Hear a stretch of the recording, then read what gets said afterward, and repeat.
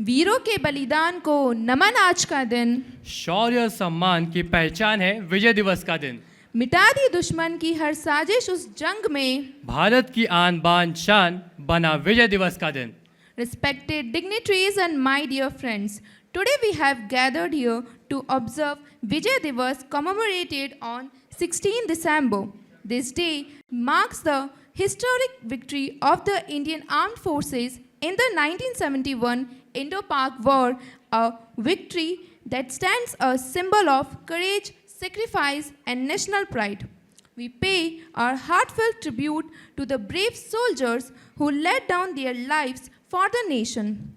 Let us remember their valor and remain united in serving our country with dedication and integrity. जब जब देश पुकारे जान हथेली पर रख दे, माँ भारती की रक्षा में हर दुख सह ले।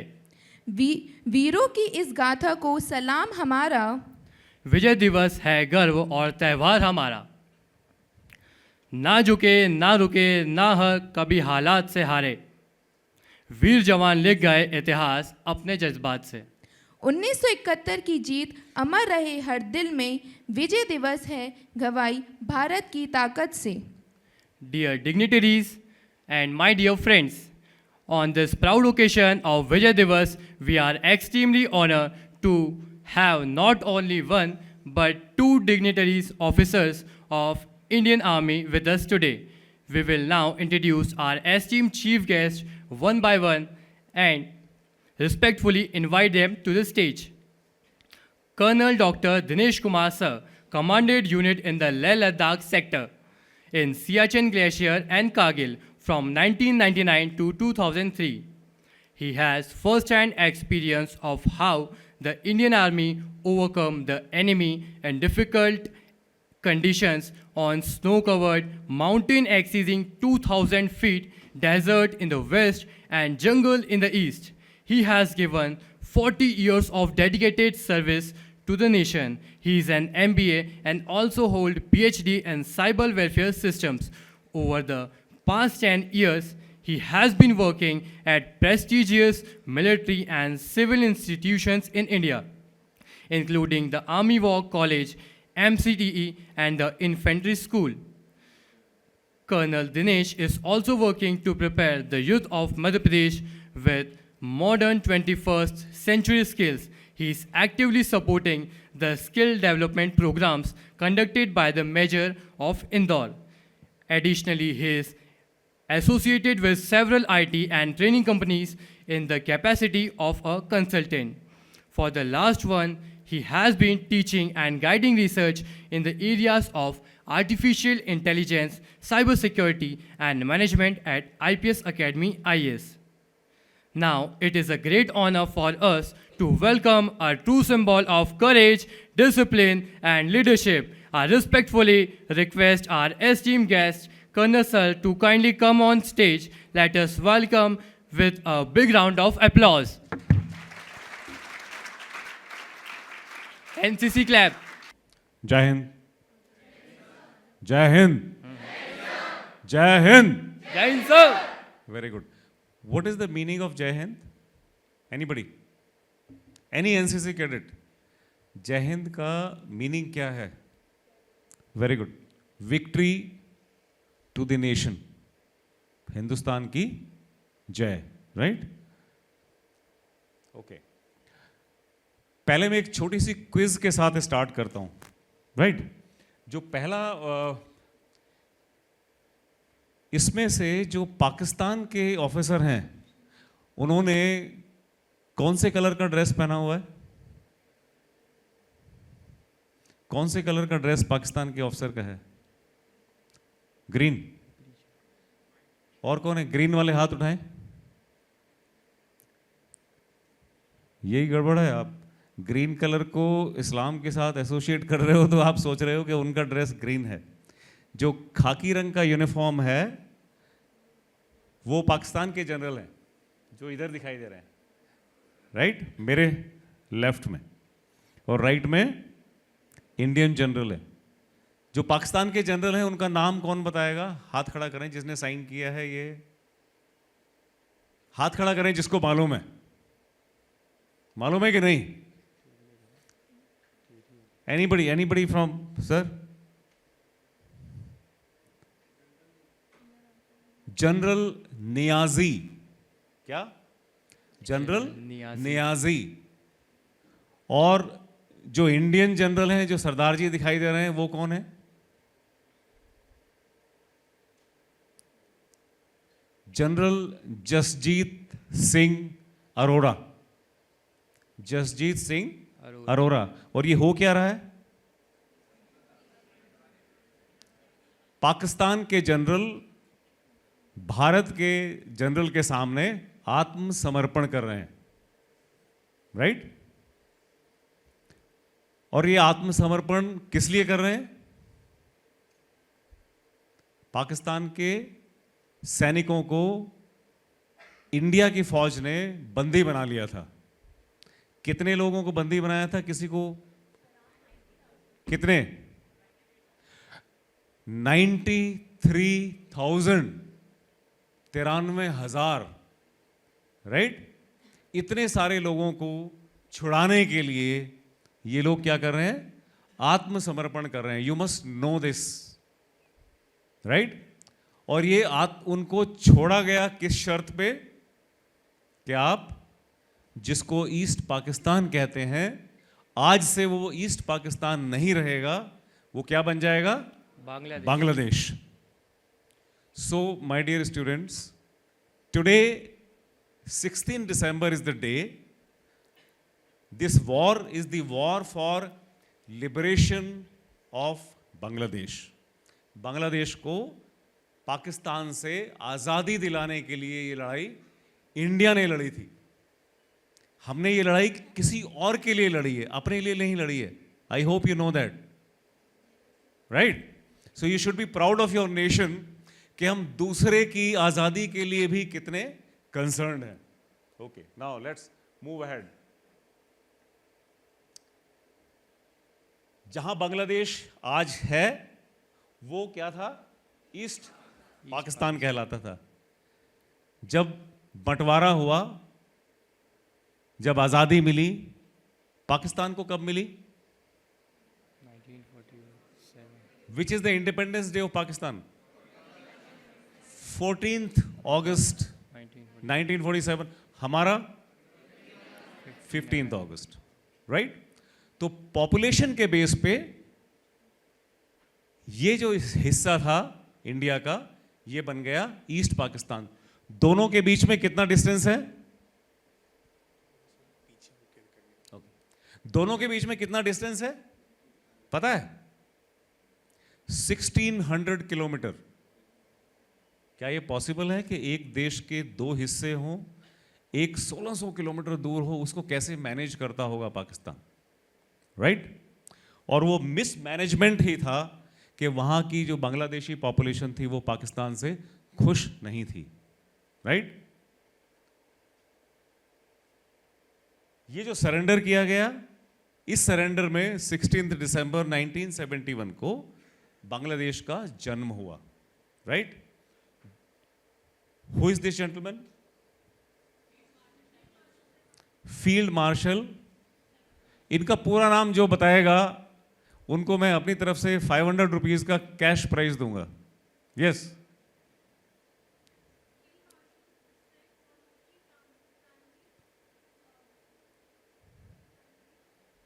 One more try, please sit down. One more try. Nobody? कम से कम नाम ही हमें पूरा याद रखना चाहिए, है ना? जिन्होंने इतना बड़ा लड़ाई लड़ी तो हमें नाम तो कम से कम याद रहना चाहिए। छोटा नाम क्या लेते हैं इनका? सैम बहादुर। वो नाम इनके किसी जवान ने रखा था, इनका सैम बहादुर, उनके नाम से। लेकिन look at the leadership of this officer. अगर इतना बड़ा इवेंट था जिसमें 93,000 लोगों का सरेंडर कराया, उसको साइन करने के लिए वो खुद नहीं गए। किसको कहा उन्होंने? जो वहां पर लड़ाई लड़ रहा था ढाका के अंदर में, उन ऑफिसर को, जनरल अरोड़ा को बोला कि ठीक है आप ही साइन ले लो। आजकल ऐसा होता क्या? नहीं होता ना?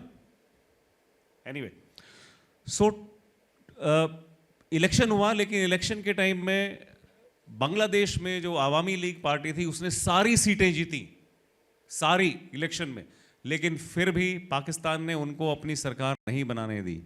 इसलिए शेख मुजीबुर रहमान ने 25 मार्च को 1971 को ये घोषणा कर दी कि बांग्लादेश आज से आज़ाद है, हम बांग्लादेश हैं, हम ईस्ट पाकिस्तान नहीं है। राइट? ओके, लड़ाई हुई नहीं थी अभी। Okay,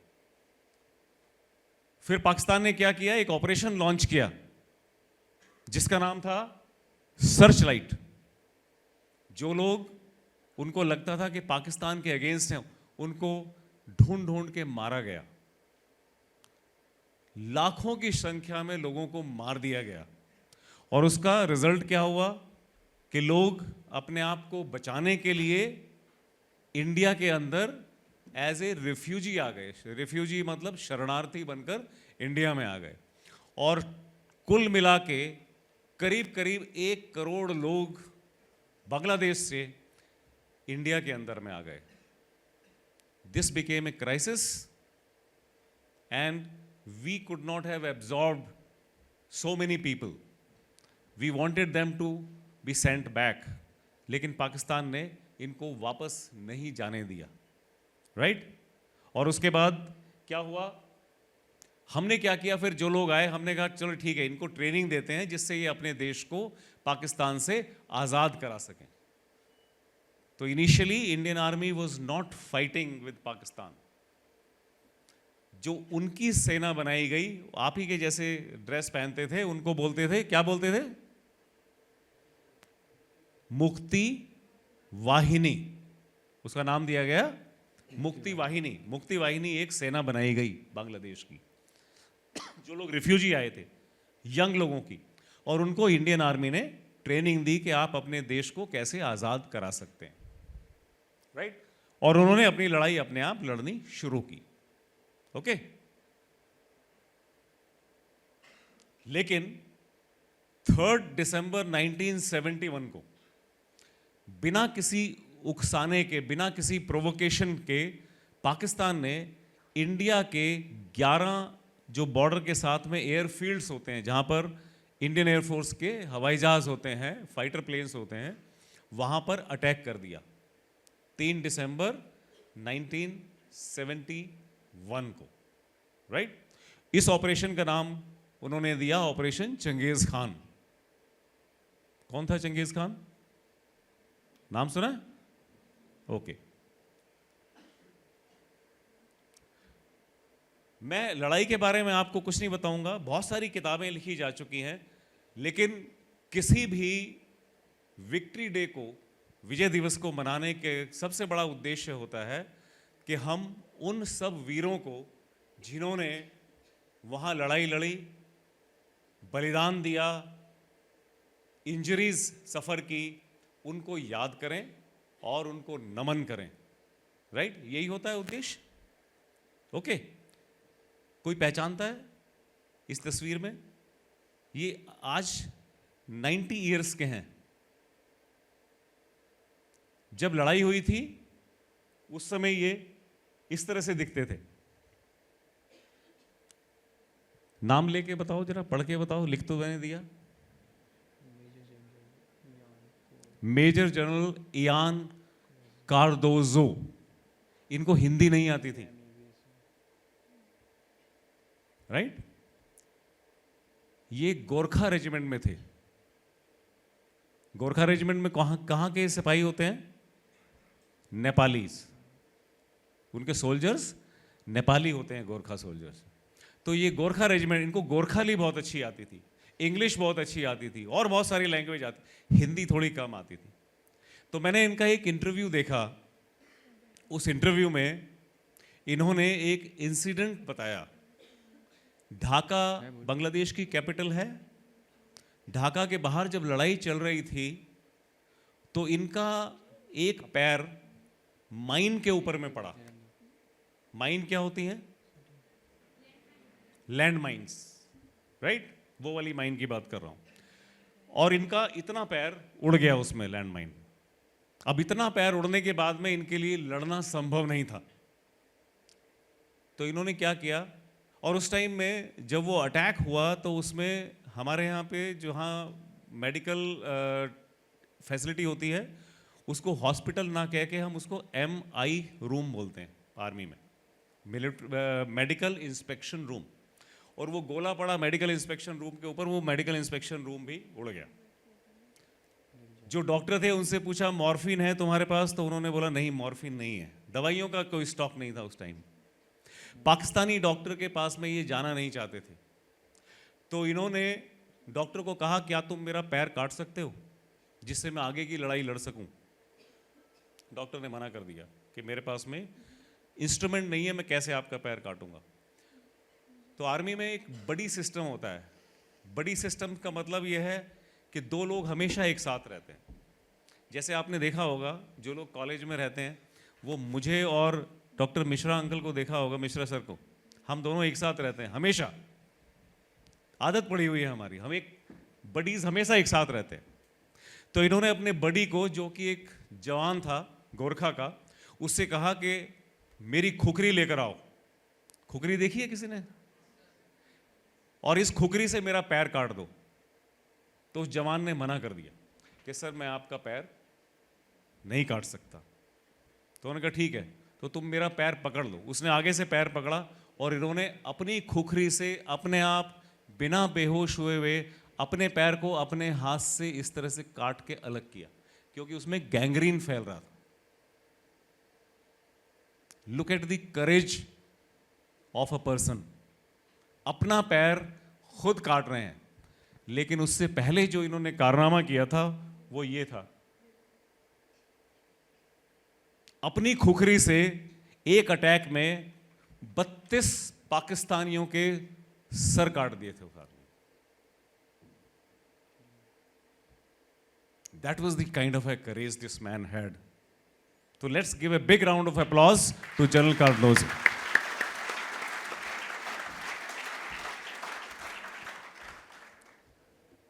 Another story. Somebody of your age. Second Lieutenant Arun Khetrapal. इनको ब्रेवेस्ट ऑफ द ब्रेव का टाइटल दिया गया और परमवीर चक्र मिला इनको। राइट? अगर कहानियां सुनते होगे तो परमवीर चक्र की कहानी में इनका नाम आता है। ठीक है? इनकी कहानी थोड़ी सी मैं आपको सुनाना चाहता हूं, सिर्फ 1 मिनट की। पाल अपने सामने छितरे पड़े हुए पाकिस्तानी टैंकों को निहार रहे हैं। उनमें से ज्यादातर आगे बढ़ने के काबिल नहीं हैं। उनके खुद के टैंक में आग लगी हुई है, लेकिन अभी उसकी फायर करने की क्षमता बरकरार है। खेत्रपाल के गले की नस बुरी तरह से फड़क रही है। अगर वो 150 गज की दूरी पर आते हुए टैंक को भी उड़ा देते हैं तो उनके द्वारा ध्वस्त किए गए टैंकों की संख्या 5 हो जाएगी। उन्होंने अपना रेडियो सेट ऑफ कर रखा है क्योंकि उनका कमांडर उनसे कह रहा है अरुण वापस आओ। तभी अचानक सीटी की आवाज करता हुआ एक गोला उनके टैंक के कपोला को भेदता हुआ निकल जाता है।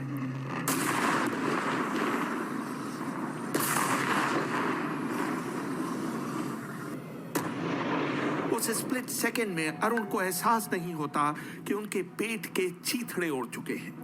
गनर नथु सिंह उन्हें उनकी सीट से उठाने की कोशिश करते हैं।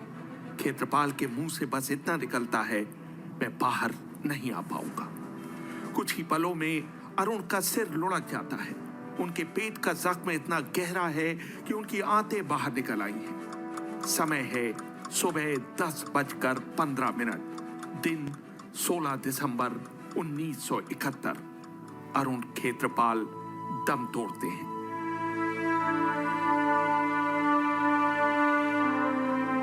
उनकी उम्र है मात्र 21 साल। 6 फीट 2 इंच लंबे।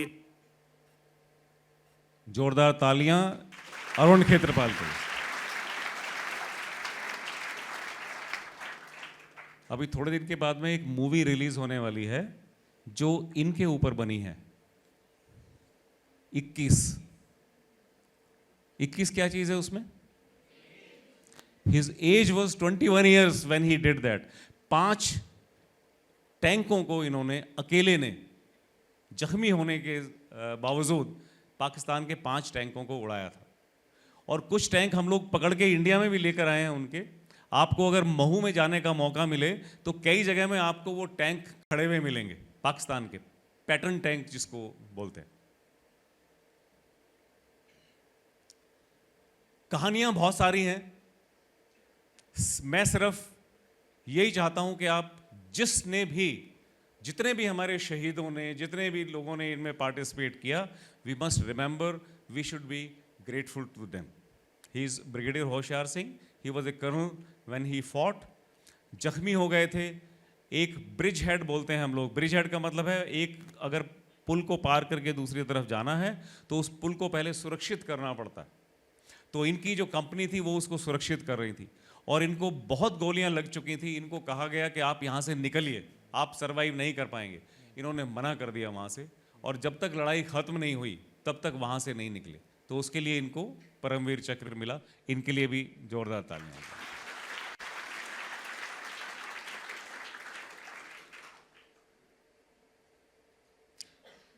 अकेले एयरफोर्स ऑफिसर जिनको परमवीर चक्र मिला वो है निर्मलजीत सिंह शेखों। इनका अचीवमेंट क्या था? इन्होंने 6 पाकिस्तान के फाइटर जेट्स को अकेले ही उड़ा दिया था। राइट? लड़ाई खत्म क्यों हुई? क्योंकि इंडियन नेवी ने कराची के एयरपोर्ट को घेर लिया था चारों तरफ से और कराची के ऊपर में अटैक कर दिया था। जबकि अमेरिका पाकिस्तान को सपोर्ट कर रहा था। अमेरिका ने अपनी नेवी के बड़े जो उनके एयरक्राफ्ट कैरियर थे उनको मूव कर दिया था इंडियन ओशन में। लेकिन ये जो हमारा मूवमेंट था इंडियन नेवी का, इसकी वजह से ये अमेरिका भी पाकिस्तान की मदद नहीं कर पाया। कराची का ब्लॉकेड हो गया और उसके बाद पाकिस्तान को सरेंडर करना पड़ा वहां पर। और एक और पिक्चर देखी होगी आपने, गाजी, देखिए, देखना कभी समय मिलेगा तो। ये एक सबमरीन थी। सबमरीन पानी के नीचे समंदर में करीब 300 मीटर नीचे ऑपरेट करती है। वो सिर्फ तभी बाहर निकलती है जब उसको अटैक करना होता है। राइट? मैंने जो आपको बताया उन हस्तियों के बारे में बताया थोड़ा सा, जिनकी वजह से इस लड़ाई में हमें इतनी सफलता मिली कि आज इतने इस वर्षों के बाद में भी इस दिन को हम विजय दिवस के रूप में मनाते हैं। And why we are talking to you, you are all engineers, you are going to be engineers after some time, once you get your degrees. In any war in future, role of engineers will be very, very prominent. क्या technologies war में use होती हैं, क्या आने वाले लड़ाइयों में use होंगी, उसके बारे में डॉक्टर मिश्रा आपको बताएंगे। मैंने आपको मैन बिहाइंड द मशीन बताया, ये आपको मशीन के बारे में बताएंगे। Right? Please give him a big hand.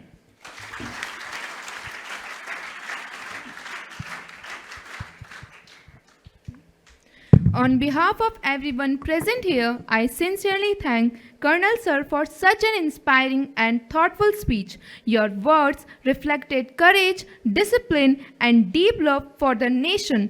We are truly grateful for your valuable time and guidance. Thank you, sir. Dr. Colonel Virendra Mishra, retired, is a distinguished leader and a technocrat specializing in cyber and electronic warfare. With over 36 years of illustrious service in the Indian Army, he has operated across the nation's most challenging operational theaters, from the icy heights of Kargil and Ladakh to the dense jungles of Arunachal and Nagaland, the riverine terrains of Assam and Guwahati, and the desert countries of Punjab and Rajasthan along both the Pakistan and China borders. His expertise spans secure communications and electronic warfare systems and strategic leadership and the critical national missions, commanded by the Army Commander Medal for his exemplary leadership and the devotion to the duty. He now channels his operational and strategic experience into academia. He has conducted faculty and student development program at prestigious institutions such as Pune University, Prestige Institute of Management, IPS Academy, the Institute of Chartered Accountant of India, and several leading universities across the country. He has also invited as a guest speaker on technical strategic and leadership excellence by premier organizations and institutions including the Army War College, DRDO establishments, IIM, and numerous universities nationwide, where he continues to inspire professionals and students to lead with vision, values, and versatility.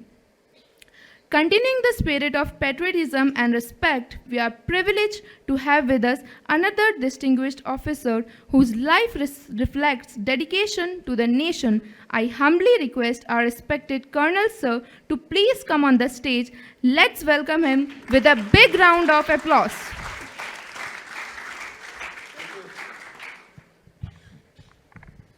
Thank you very much. Jai Hind. Very nice to hear this.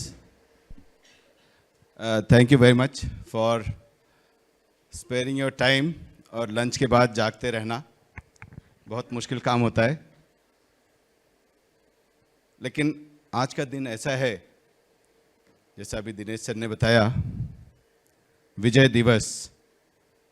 हम लोग उन वीरों को याद कर रहे हैं जिनके कारण आज हम लोग अपना सिर गर्व से ऊंचा रख सकते हैं कि हमारा हाथ और इनफैक्ट हमारी पूरी बॉडी इन्वॉल्व थी 1971 वॉर, किसी एक देश के आज़ाद होने में, जिसे आज बांग्लादेश कहते हैं।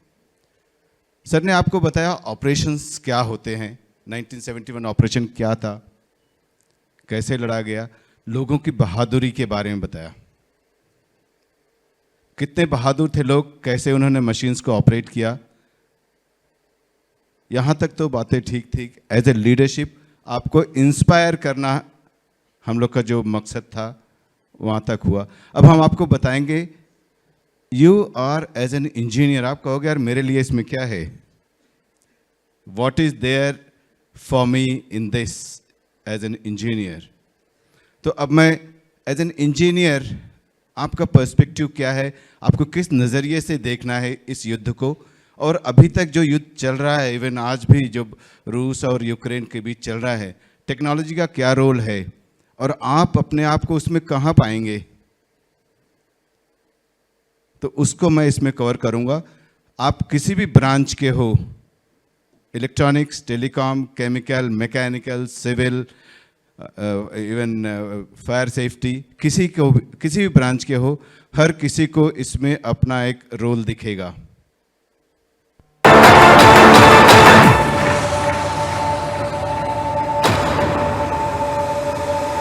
जो भी क्लिप दिखाई जा रही है, आप सोचिए वहाँ कहाँ पे क्या काम कर सकते हैं।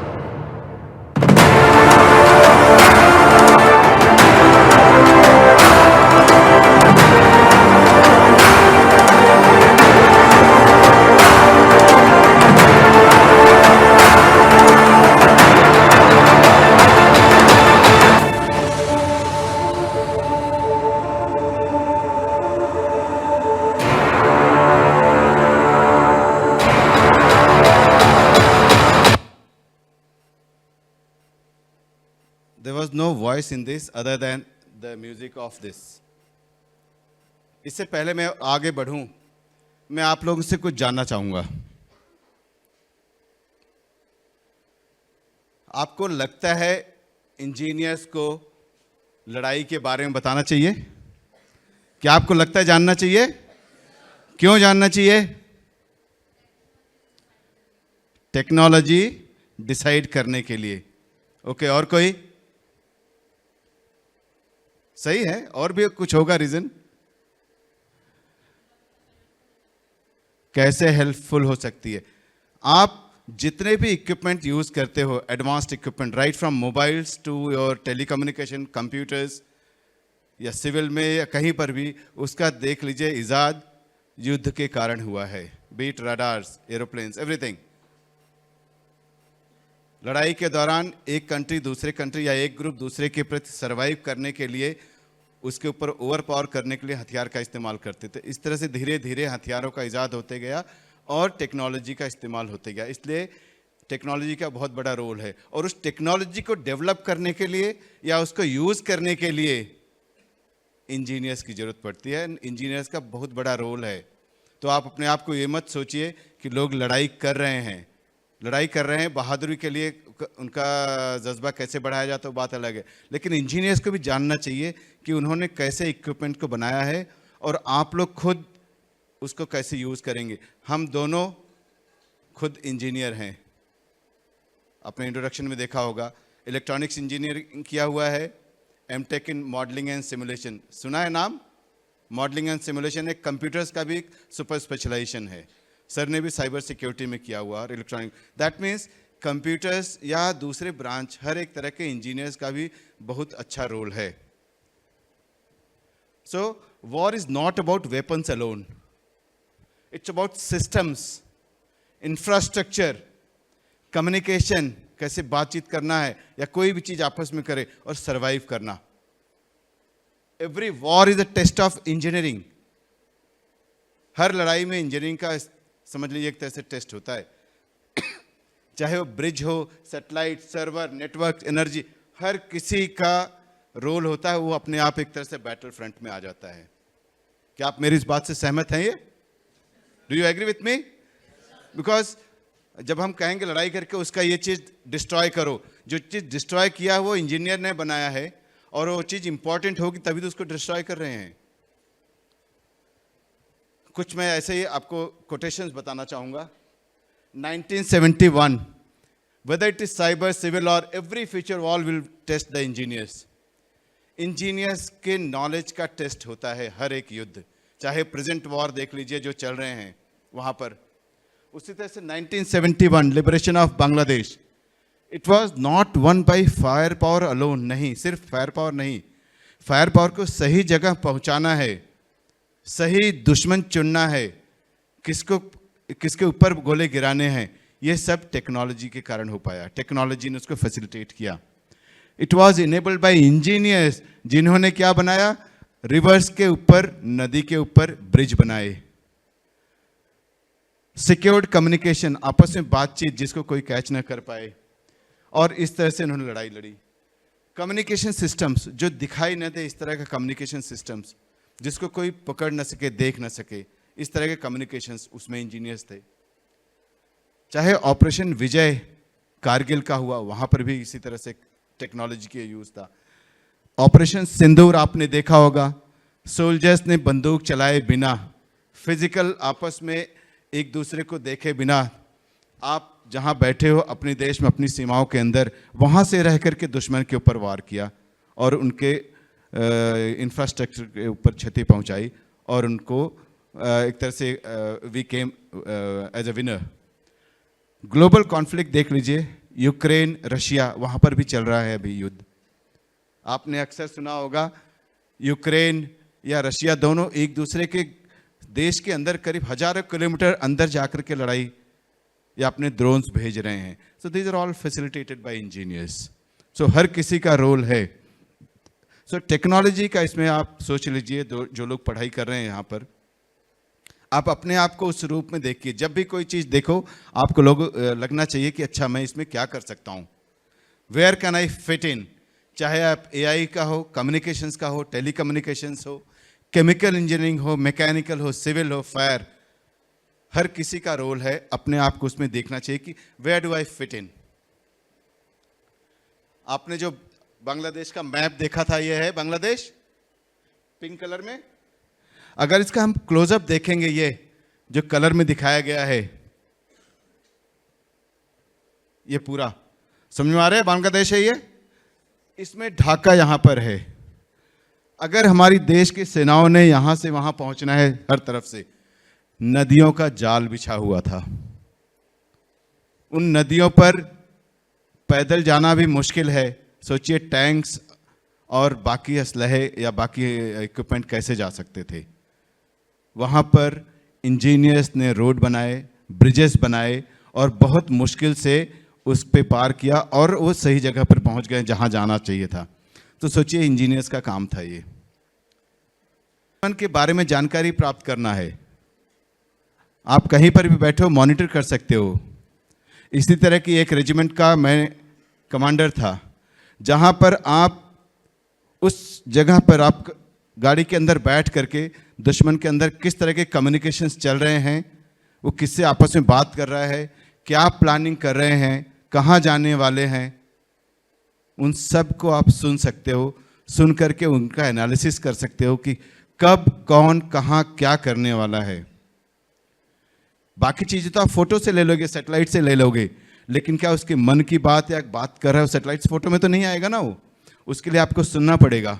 वो सब काम ये इस तरह के इक्विपमेंट करते हैं जिसको हम इलेक्ट्रॉनिक वॉरफेयर कहते हैं, जिसको ऑपरेट करते हैं। उस लड़ाई के दौरान इंजीनियर्स ने ब्रिजेस बनाए, एयरफील्ड बनाया, इमरजेंसी लैंडिंग स्ट्रिप बनाई, ब्रिजेस को तोड़ने का भी काम किया कि जिससे दुश्मन खुद एक जगह से दूसरी जगह न जा सके। तो बनाने का भी काम किया गया, बिगाड़ने का भी काम किया, बनाना अपने लिए और तोड़ने का काम दुश्मन का, ये सब वहाँ पे किया गया। चाहे एयरफोर्स का हो, कुछ लोग होंगे जो एस्पायर करते होंगे एयरफोर्स को ज्वाइन करने के लिए, बहुत ही सोफिस्टिकेटेड इक्विपमेंट्स होते हैं। वहाँ पे जितने ऑफिसर्स होते हैं हर कोई इंजीनियर होता है, जितने जवान्स होते हैं उनको इंजीनियरिंग पढ़ाई जाती है या डिप्लोमा कराया जाता है। सेम गोज फॉर नेवी, सारे ऑफिसर्स इंजीनियर्स होते हैं, तो इंजीनियर्स के लिए वहाँ पे बहुत रोल है। हर तरह के शिप्स या जो सबमरीन फोटो दिखाया है वो भी समुद्र में काफ़ी नीचे जा कर के ऑपरेशन करते हैं, उसमें भी इंजीनियर्स का काम है, हर तरह के इंजीनियर्स का काम है जवानों के लिए। और थल सेना, चाहे टैंक हो, रडार हो या communication, everywhere you have got tremendous role for engineers. तो अपने यहाँ पे जितनी ब्रांचेस हैं, हर ब्रांच के स्टूडेंट्स के लिए स्कोप है और आपको सोचना चाहिए कि you are part of this war. So engineers power the nation shield. देश के ऊपर एक अगर शील्ड बनाना है, ढाल बनाना है, तो उसका काम इंजीनियर्स का है। या तो आप विक्टिम बनोगे या तो आप वेक्टर बनोगे। वेक्टर का मतलब है चाहे तो आप तीर निशान बनाने वाले हो या फिर आप किसी न किसी तरीके से आप इसमें शामिल रहोगे युद्ध में, जैसा कि आने वाले समय में है। चाहे इंटेलिजेंस में हो, स्टेल्थ हो, वेपन सिस्टम्स हो, पावर इंफ्रास्ट्रक्चर हो या फिर फायर एंड केमिकल, हर तरह की ब्रांचेस के लिए कोई न कोई स्कोप यहाँ पर रहता ही है। तो जो आगे आने वाला समय है, आप ये नहीं सोचना कि सिर्फ बॉर्डर पर लड़ाई होने वाली है। कोई इसमें से सोच रहा है कि लड़ाई जब हो रही है दो देश के बीच में, हम यहाँ पे मस्ती से पिज़्ज़ा खा करके सो जाएंगे। You will be targeted. आपके ऊपर किसी न किसी तरीके से किसी न किसी दौरान, युद्ध के दौरान आपके ऊपर असर उसका जरूर आएगा। चाहे युद्ध के दौरान हो, युद्ध के पहले भी हो, युद्ध के बाद भी हो सकता है। आपको इसका मैं एग्जाम्पल देना चाहूँगा। जो बहुत ही महत्वपूर्ण इंफ्रास्ट्रक्चर होंगे, पावर, जहाँ से बिजली बन के आती है हमारे पास, पावर के dams, airport, GPS, roads, bridges, dams, अगर इसमें कुछ नुकसान हुआ तो क्या आपको इसका असर आप पर पड़ेगा? नहीं पड़ेगा? पड़ेगा ना। तो आप ये नहीं सोचना कि हमारे ऊपर इसका असर पड़ने वाला नहीं है। सबमरीन केबल मैंने दिखाया हुआ है, केबल कट जाए तो आपको तो लगेगा हमारी जान ही निकल गई। इंटरनेट कट जाए किसी का तो लगता है ना हार्ट अटैक आ जाएगा अभी, है ना। So all this things, mobile internet cut गया तो गया। अभी कुछ दिन पहले ही हुआ था, जीपीएस जैम हुआ था, जीपीएस स्पूफिंग हुई थी दिल्ली एयरपोर्ट पे। कई aircraft they could not reach. GPS spoofing का मतलब समझते हो आप लोग? आपने डाला भोपाल जाने के लिए या यहाँ से बोला कि हमको जाना 56, लेकिन आपके जो सिग्नल मिलेगा वो सिग्नल गलत मिलेगा, ऐसा दूसरा पावरफुल सिग्नल मिलेगा, आपको दिखाएगा कि आप बॉम्बे में घूम रहे हो। तो जो एयरक्राफ्ट होगा लैंडिंग के टाइम पे सोचेगा अभी तो मैं एयरपोर्ट पे था, अभी मुझे दिखा रहे हैं आज से 100 किलोमीटर दूर। तो इस तरह क्या हुआ तो एक्सीडेंट वगैरह भी हो सकता है। That is called GPS spoofing. Operation Sindoor के टाइम पे आपने देखा इतनी टेक्नोलॉजीज यूज हुई, चाहे एयर डिफेंस का कह लीजिए, एयरफोर्स कह लीजिए, S-400, जितने भी मिसाइल्स या इस तरह के इक्विपमेंट्स यूज़ किए गए, सब कुछ इंजीनियर्स के द्वारा बनाए गए या ऑपरेट किए गए। आजकल डुअल यूज़ की चीज़ें हैं, डुअल यूज़ टेक्नोलॉजी। जो टेक्नोलॉजी सबसे पहले मिलिट्री में आती है उसका इस्तेमाल सिविल में भी किया जाता है। फॉर एग्जाम्पल रनवे देखा होगा, आजकल खूब चौड़ा रोड बनता है, इसका इस्तेमाल एयरक्राफ्ट की लैंडिंग के भी लिए किया जा सकता है लड़ाई के दौरान। क्योंकि जहाज को अगर आगरा में उतारा गया, उसको बॉर्डर पे जाने में ज़्यादा समय नहीं लगेगा, क्योंकि फाइटर एयरक्राफ्ट बहुत स्पीड होती है, उनको कहीं पर भी उतारा जा सकता है। इसलिए डुअल यूज़ की टेक्नोलॉजीज, इस तरह से बहुत सारी टेक्नोलॉजीज हैं जिसका जो फौज के लिए भी होगा और सिविल में भी इस्तेमाल होगा। तो इसका हर तरह से इन्वॉल्वमेंट सिविल इंजीनियर्स के लिए है। इसको कहते हैं डुअल यूज़ टेक्नोलॉजी, जो डिफेंस में भी यूज़ हो, कमर्शियल में भी यूज़ होगा। लेज़र वेपन्स आप लोग पढ़ते हैं, ऑप्टिकल फाइबर्स, सोचिए उसके बाद में लेजर्स जो पढ़ रहे हो कैसे उसको पावरफुल बना करके इस्तेमाल किया जा सकता है सैटेलाइट तक का डिस्ट्रक्शन करने के लिए। Even that can be used. कुछ टेक्नोलॉजी होती है सामने रहेगा लेकिन रडार पे दिखाई नहीं देगा, इसको कहते हैं स्टेल्थ टेक्नोलॉजी। अमेरिका के पास भी बॉम्बर्स हैं जैसे B-2 बॉम्बर, जहां पर इस तरह से रडार का सिग्नल जाएगा कि स्कैटर हो जाएगा, वापस नहीं आएगा, दुश्मन को पता नहीं लगेगा कि कौन सा एयरक्राफ्ट आ रहा है। तो इस तरह की टेक्नोलॉजी अपने पास भी हैं, चाहे शिप्स में हो, एयरक्राफ्ट में हो या ज़मीन पर भी हो।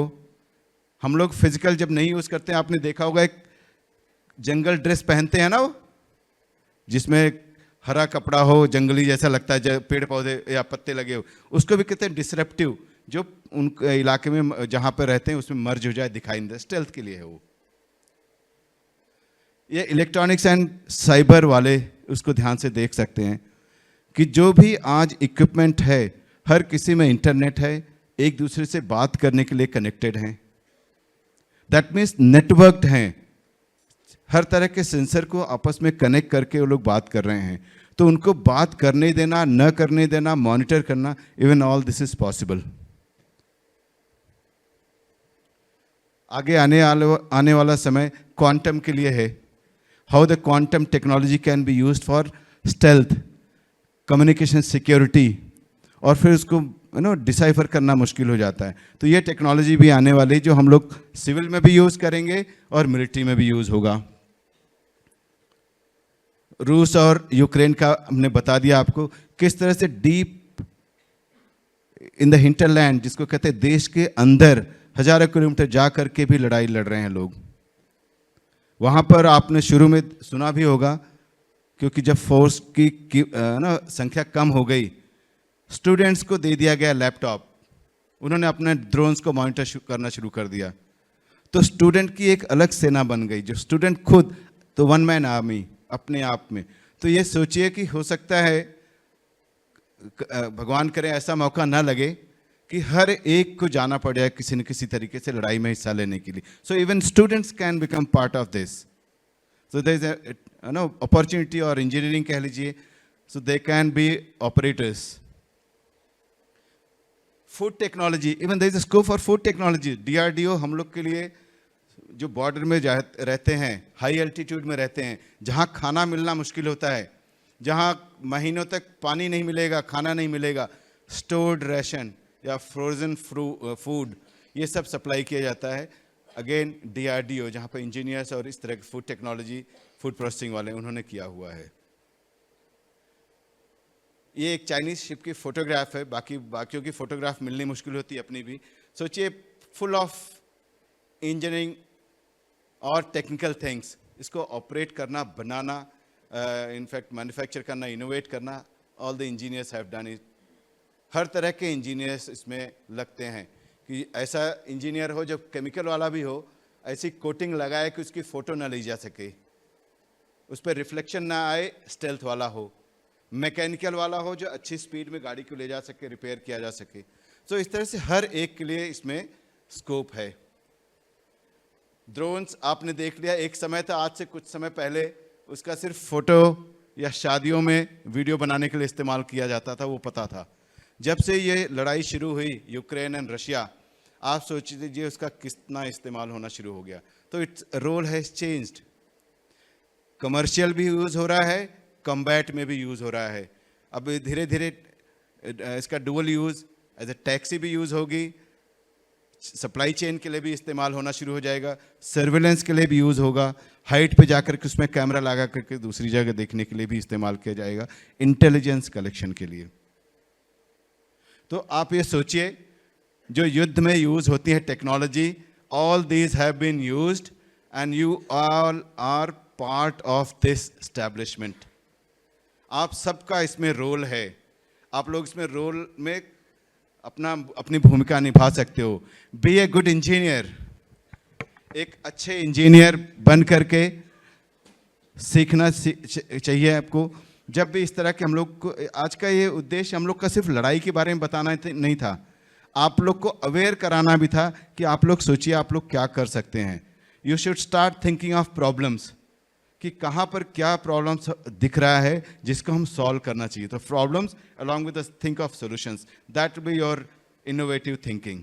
We will have some other time session on thinking engineers, how to do that, but today it suffices आपको समझ के लिए कि इंजीनियर्स का रोल बहुत है, सिर्फ युद्ध में नहीं, पीस टाइम पर भी कैसे आपको जैसे जीपीएस का दिखाया, वो आपके लिए उपयोगी है जानकारी रखना।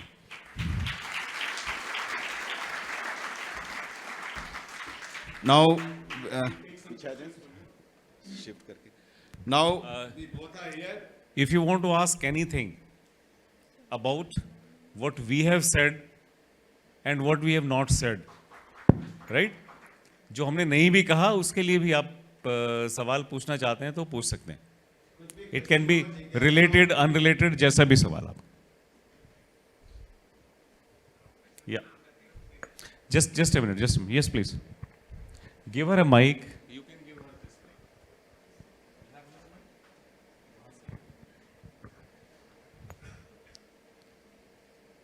है काम?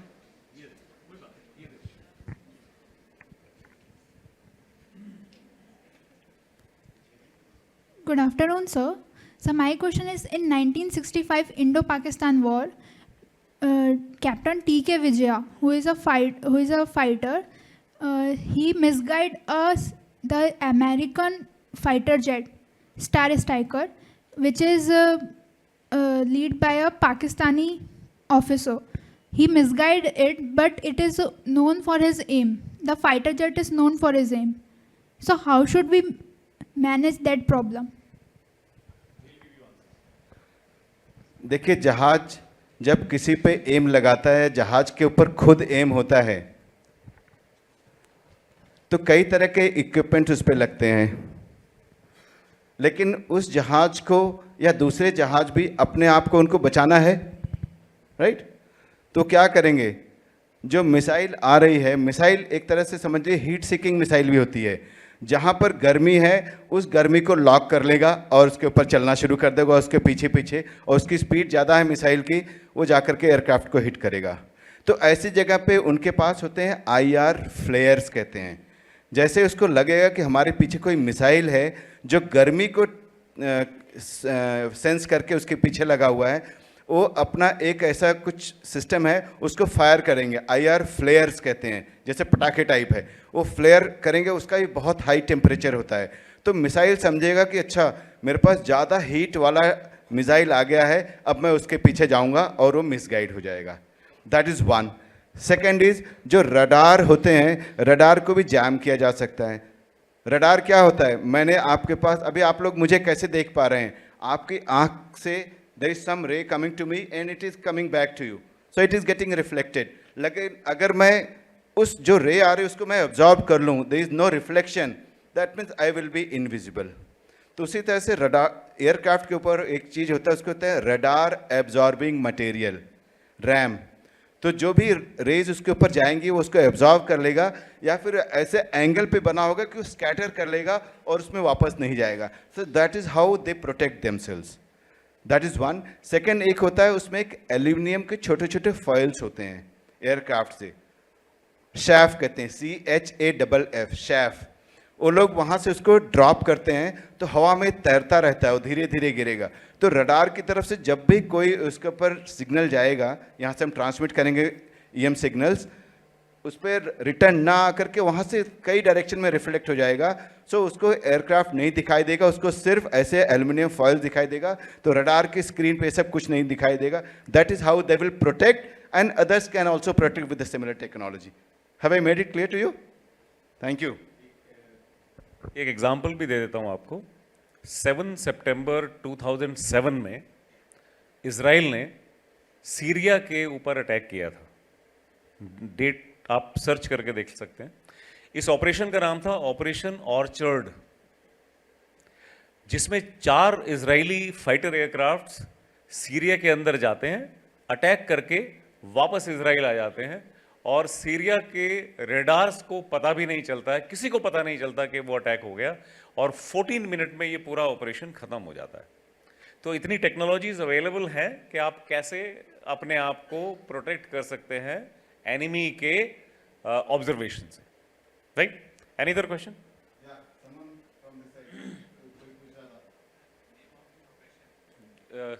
Give a mic, give mic. The name of this operation? Which operation? Indian navy का ऑपरेशन था ऑपरेशन ट्राइडेंट। इंडियन आर्मी का ऑपरेशन था operation cactus lily, right?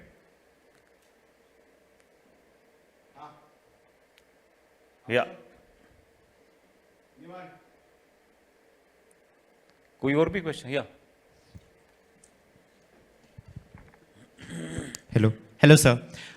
I hope you know about this recent act going on from the government, that the DPDP bill, and regarding to it, the app Sanchar Sathi in our mobile phones as a permanency has to be there. Regarding what I actually wrote about the DPDP bill, moreover than invigilation, it felt like the government is itself trying to spy on us. Like, what's your opinion on it? Though this question is not related to the purpose or what we are talking, but DPDP Act, what is DPDP? Excellent. Citizens of the nation are also target. Citizens of any nation are also target of propaganda. Wrong propaganda. आपने सुना होगा operation Sindoor के समय बहुत सारी खबरें आ रही थी कि इंडिया के राफेल 5 राफेल गिरा दिए गए, पाकिस्तान बोल रहा था हमने इधर अटैक कर दिया, हमने इंडिया के ये चीज़ डिस्ट्रॉय कर दी। तो हर नागरिक के डेटा को प्रोटेक्ट करके रखना भी सरकार का काम है, right? Nation, that's also an angle of national security. Yes, when an information is collected, तो जो bad actors हैं, bad actors, there is a possibility that bad actors may use that information against that person जिसकी वो information collect होती है। जैसे आप देखते हैं आजकल साइबर फ्रॉड होते हैं उनमें, राइट? इससे ज़्यादा मैं कुछ नहीं कहना चाहूँगा। गवर्नमेंट का एक स्टेप है कि अपने सिटीजन्स को प्रोटेक्ट करने के लिए गवर्नमेंट अटेम्प्ट कर रही है। अब हर एक सिटीजन का अपना अपना अलग पर्सपेक्टिव है, but I think it is necessary, it is the responsibility of the nation to protect the identity of every citizen. That's it I can say. I just add on to this, जो Saathi app आपने बताया, मैंने खुद उसको use किया है। आज के समय में अक्सर आप न्यूज़ में देखेंगे कि जो एंटी सोशल एलिमेंट्स हैं, those who are doing into anti-national activities. कहीं कहीं पे 100 सिम लोगों ने कलेक्ट करे हुए हैं, इकट्ठा करके अपने पास रखे हुए हैं, उसका इस्तेमाल करते हैं. And since they are not mapped to any equipment, it is very difficult to trace them, track them, find out कहाँ पर हैं. तो एज ए पर्सन हमें जानना चाहेंगे भाई, एज इट इज जब भी कोई भी आप ऐप अपने सिस्टम में इंस्टॉल करते हो, आप उसमें सारे परमिशंस देते हो, चाहे वॉइस की हो, कॉन्टैक्ट की हो, रिकॉर्ड करने की हो, फोटो की हो, सभी कुछ दे देते हो. Here is an agency which is trying to map कि अगर बाई चांस आपके फ़ोन में कुछ भी है, you can immediately contact. Otherwise अगर आप कहीं पर कंप्लेन करना चाहोगे तो you have to tell them separately कहीं और नंबर पे जाके. अगर आपके पास कुछ भी इस तरह के कॉल आया है, you can immediately call up to the agency, bhai I got a call on my this mobile. Maybe tracking will get easier, tracking of anti-social and those nefarious activity वाले जो हैं उनको ट्रैक करना easy हो जाएगा. Otherwise it is both ways. जैसे टिक टैक को क्यों बैन किया गया, they were monitoring actually. यहाँ पे there is an authorized agency which is saying we will keep track of the SIMs and the equipments. There is one way of looking at it. Let me give you an example. After 9/11 attack on US Trade Towers, the American National Security Agency has put a system in place where 3-hop surveillance is carried out. 3-hop means अगर मैं suspect हूं, मेरे जितने contacts हैं उनके सबके ऊपर surveillance होगा. मेरे ऊपर तो होगा ही, जो मेरे कॉन्टैक्ट्स हैं उन पे सर्वेलेंस होगा, उनके जो कॉन्टैक्ट्स हैं उन पे सर्वेलेंस होगा, और फिर उनके जो कॉन्टैक्ट्स हैं उन पे सर्वेलेंस होगा. This is known as 3-hop surveillance, right? And it was for avoiding repetition of 9/11. So that is one nation which has taken this. So I guess every nation takes precautions of that kind of thing. Now once this DPD Act is there, उसके साथ में साथी को आप लगा करके देख लीजिए. The data will be protected. Responsibility will be given to someone. So we should take it in that context. Yeah. Any other question? One more question we'll take. Yeah. Anyone?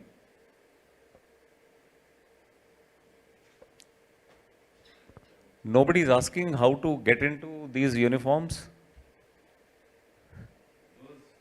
They are already in the front seat. ये सब कुछ कैसे किया जाए जिनके लिए हमने तालियां बजाई हैं? अगर कल को आप अपने लिए तालियां बजवाना चाहते हैं किसी स्टेज पे, तो यहां तक कैसे पहुंचा जाए? Everybody is clear? For engineers, we are only talking to engineers. Clear? चलो कैसे जाते हैं? कोई भी एक बता दे मुझे.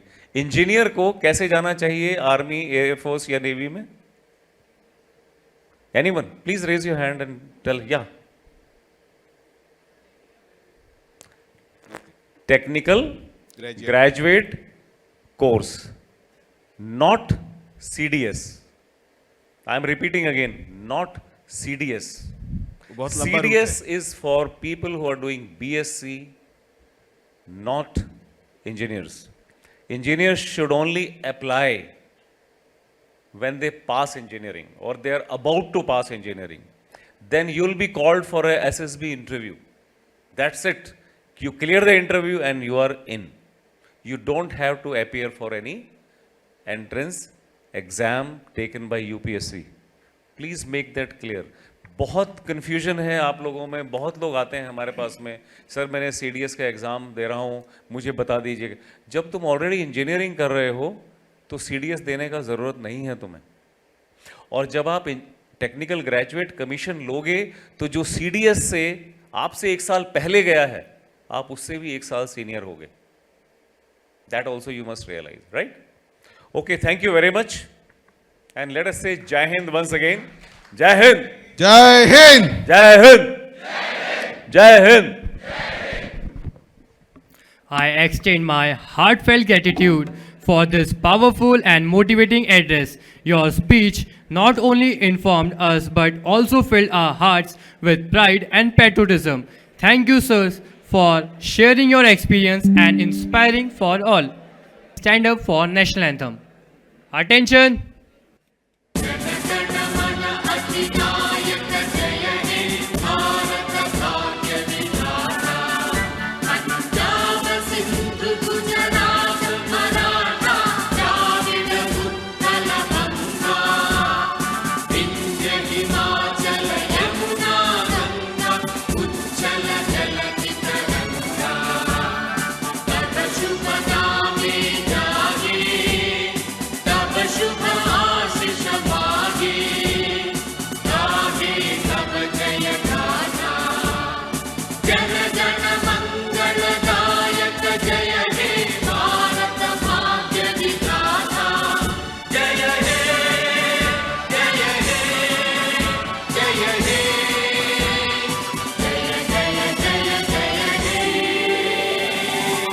भारत माता की, भारत माता की, भारत माता की।